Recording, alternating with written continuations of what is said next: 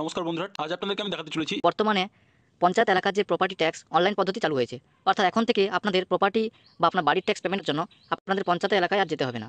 আপনারা বাড়িতে বসে অনায়াসে আপনাদের প্রপার্টি বা বাড়ির ট্যাক্স অনলাইনে পেমেন্ট করতে পারবেন। বর্তমানে এই ওয়েবসাইটে সমস্ত গ্রাম পঞ্চায়েত মানুষজন বসবাস করে, সবার নাম এখনও আপডেট করা হয়নি। পরবর্তীকালে সমস্ত গ্রাম পঞ্চায়েতের লিস্ট এখানে আপলোড হয়ে যাবে। তাই ভিডিওটি শেষ পর্যন্ত অবশ্যই দেখবেন। ভিডিওটি ভালো লাগলে লাইক করবেন, চ্যানেলটিকে সাবস্ক্রাইব করে পাশে রাখা বেল আইকনটি প্রেস করে নোটিফিকেশন অল করে রাখবেন। সবার সুবিধার্থে ভিডিওটি শেয়ার করবেন। তো চলুন শুরু করি।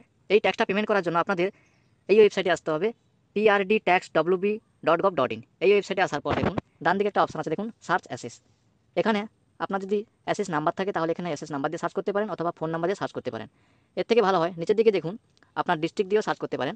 এখানে সিলেক্ট ডিস্ট্রিক্ট এই অপশানে ক্লিক করে দেবেন। এই অপশানে ক্লিক করার পরে আপনি আপনার ডিস্ট্রিক্টটা সিলেক্ট করে নেবেন। ডিস্ট্রিক্টটা সিলেক্ট করার পরে এরপর যে অপশানটা আছে সিলেক্ট ব্লক, এখানে আপনার ব্লকটা সিলেক্ট করে নেবেন। ব্লকটা সিলেক্ট করার পরে সিলেক্ট গ্রাম পঞ্চায়েত, এখানে আপনার গ্রাম পঞ্চায়েতটা সিলেক্ট করবেন। গ্রাম পঞ্চায়েত সিলেক্ট করার পরে দেখুন নিচের দিকে একটা অপশান আছে অ্যাসেস নেম।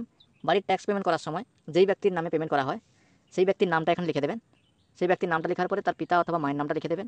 ট্যাক্স পেমেন্টের যে পুরনো রিসিপ্টগুলো আপনার আছে সেই রিসিপ্ট অনুযায়ী আপনি এখানে নামটা লিখে দেবেন। নামটা লেখার পরে এখানে ফাদার্স বা মায়ের নামটা লিখে দেবেন।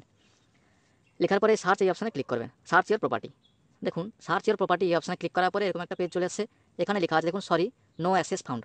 অর্থাৎ দেখুন এটা এই কারণে দেখাতে পারে, যদি আপনার পঞ্চায়েত এলাকায় আপনার নাম যদি এখন এই সার্ভারে আপলোড না করা হয় সেক্ষেত্রে এরকম দেখাতে পারে, অথবা যদি আপনার নামের স্পেলিং কোনো ভুল থাকে সেক্ষেত্রেও দেখাতে পারে। অর্থাৎ কিছুদিন আপনারা অপেক্ষা করে যান, যখন সমস্ত পঞ্চায়েতের লিস্ট এখানে আপলোড হয়ে যাবে এই সার্ভারে, তখন আপনারা এখানে সার্চ করলে আপনার নাম এখানে চলে আসবে। আর যদি না আসে সেক্ষেত্রে আপনারা এবং নতুনভাবে অ্যাসেস ক্রিয়েট করতে পারবেন, এবং কীভাবে ক্রিয়েট করবেন সেই রিলেটেড আমি ভিডিও আপনাদের দিয়ে দেবো।